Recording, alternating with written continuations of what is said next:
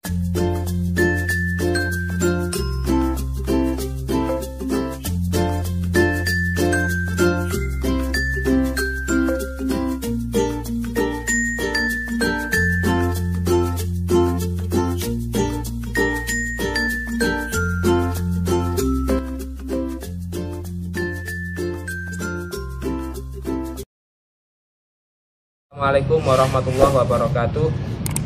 Bismillahirrahmanirrahim. Alhamdulillahirabbil alamin wassalatu wassalamu ala asyrofil anbiya'i wal mursalin sayyidina wa maulana Muhammadin wa ala alihi washabihi ajmain. La haula wala quwata illa billahil aliyil azim. Teman-teman, mari kita lanjutkan untuk materi akhlak kitab yang dalam hal ini kita menggunakan kitab Taisirul Khalaq. Dalam kitab Taisirul Khalaq, bab pertama adalah takwa. Ya intisalu amamirillahi azza wa jalla.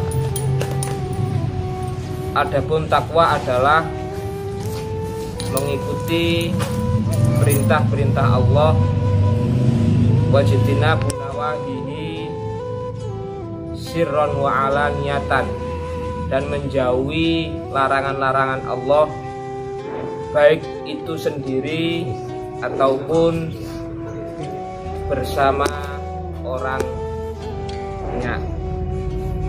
Jadi definisi takwa adalah menjalankan perintah-perintah Allah dan menjauhi larangan-larangan Allah, baik itu sendiri maupun waktu bersama dengan orang lain. Dalam suatu kitab dicontohkan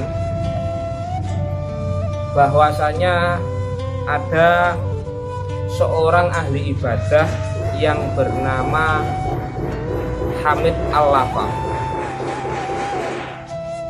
Ketika hari Jumat, Hamid Al-Lafaf ini hendak pergi ke masjid untuk menunaikan sholat Jumat. Di situ bersamaan dengan waktunya dia mengaliri ladang, yang waktu itu ladangnya sedang kekeringan dan bergantian mengaliri ladang tersebut dengan sawah milik orang lain. Kemudian bersamaan dengan hal itu, khimar atau tunggangan satu-satunya Hamid Al-Lafaf ini hilang, entah kemana. Kemudian di waktu bersamaan juga Hamid Al-Lafaf ini waktunya dia untuk menggiling gandum, atau di Indonesia menggiling padi, untuk makan setiap hari keluarga Hamid Al-Lafaf tersebut. Akan tetapi tiga-tiganya mulai mengaliri sawah, mulai mencari himar atau hewan tunggangannya. Kemudian waktu penggilingan gandumnya dia tinggalkan, karena Hamid Al-Lafaf ingin untuk menjalankan perintah Allah yang berupa melaksanakan sholat Jumat. Sholat Jumat dilaksanakan dengan Hamid Al-Lafaf. Hamid Al-Lafaf sudah menghiraukan waktunya mengaliri sawah, tidak menghiraukan mencari himar yang hilang miliknya. Hamid Al-Lafaf juga menghiraukan gandum yang akan digilingnya. Tapi Hamid Al-Lafaf benar-benar luar biasa, ingin menjalankan perintah Allah yang waktu itu berupa melaksanakan sholat. Setelah Hamid Al-Lafaf melaksanakan sholat Jumat, Hamid Al-Lafaf pulang. Beliau tidak menuju ke rumahnya, tapi menuju ke ladangnya. Alangkah terkejutnya Hamid Al-Lafaf ketika melihat bahwa ladangnya yang kering dan waktu itu waktunya mengaliri sawah ditinggal sholat Jumat ternyata sudah penuh dengan air. Hamid Al-Lafaf hanya tergeleng. Beranjaklah Hamid Al-Lafaf pulang. Dalam perjalanan menuju rumahnya, Hamid Al-Lafaf mendengar suara keledainya. Hamid Al-Lafaf pun langsung menuju ke kandang. Lagi-lagi Hamid Al-Lafaf sangat terkejut karena himar yang hilang sudah kembali ke kandang. Kemudian Hamid Al-Lafaf sambil terheran-heran pun menuju ke rumahnya. Pelan-pelan dia menginjakkan kakinya ke rumah. Ternyata hidungnya pun mencium bau masakan yang sungguh sangat enak. Hamid Al-Lafaf pun mengetuk pintu dan mengucapkan salam kepada keluarganya. Assalamualaikum. Istrinya pun membukakan pintu tersebut. Setelah dibukakan pintu tersebut, alangkah terkejutnya lagi Hamid Al-Lafaf ketika melihat di ruang tamunya sudah tersedia makanan-makanan yang dimasak oleh istrinya. Tanyalah Hamid Al-Lafaf kepada sang istri, "Wahai istriku, apa yang terjadi hari ini?" Kemudian Hamid Al-Lafaf bercerita, "Sepulang saya melaksanakan perintah Allah yang berupa melakukan sholat Jumat, saya menuju ke sawah, dan sawah itu aslinya kering.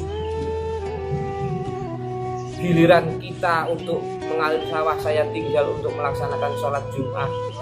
Tapi setelah saya sholat Jumat, sawah tersebut sudah penuh dengan air. Apa yang terjadi, wahai istriku?" tanya Hamid Al-Lafaf.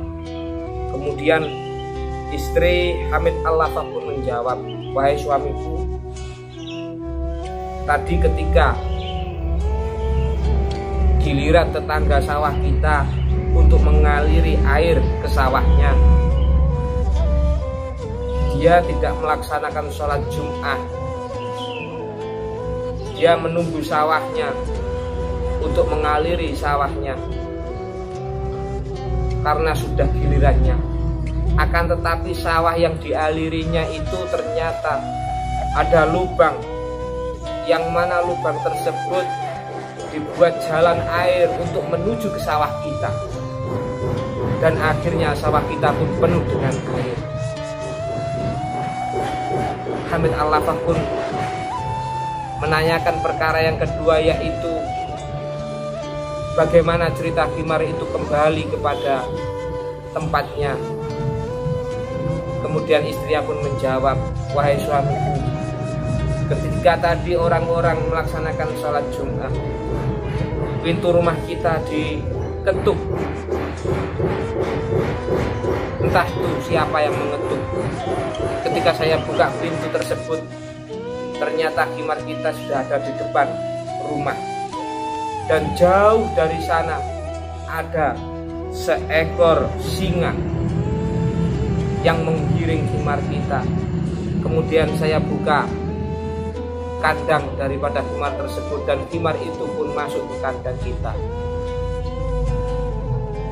Hamid Al-Lafaf tergeleng-geleng. Kemudian beliau bertanya untuk yang ketiga kalinya, "Lalu bagaimana, wahai istriku, cerita daripada masakan-masakan yang telah kau hidangkan ini, yang baunya sangat enak?" Istrinya pun menjawab, "Wahai suamiku, ketika engkau meletakkan gandum untuk mengantri menggilingkannya, tetangga kita ada yang tidak melaksanakan sholat Jumat. Dia mengantri gilingan tersebut. Sesudah digiling, gandum itu dibawa pulang. Ternyata gandum yang dia bawa pulang atau padi yang dia bawa pulang itu bukan miliknya, akan tetapi milik kita. Lalu tetangga kita membawa gandum tersebut ke rumah kita, dan tanpa membuang waktu gandum tersebut lalu saya masak untuk saya hidangkan kepadamu. Masya Allah, sungguh terkejutnya Hamid Al-Laffaf. Kemudian Hamid Al-Laffaf pun mengangkat kepala seraya berdoa, wahai Tuhanku, aku hanya mengikuti satu perintah, tetapi engkau menuruti 3 kemauanku, yakni mengantri gandum untuk digiling, mengairi air untuk sawah, kemudian mengembalikan himar yang hilang. Ini adalah contoh bagaimana orang itu harus takwa, menjalankan perintah-perintah Allah dan menjauhi larangan-larangan Allah, baik ketika sendiri atau bersama-sama. Semoga kita semuanya bisa menjalankan takwa ini dengan baik dan senantiasa dibimbing oleh Allah Subhanahu wa Ta'ala. Amin amin ya rabbal alamin. Terima kasih, mohon maaf, semoga bermanfaat. Assalamualaikum warahmatullahi wabarakatuh.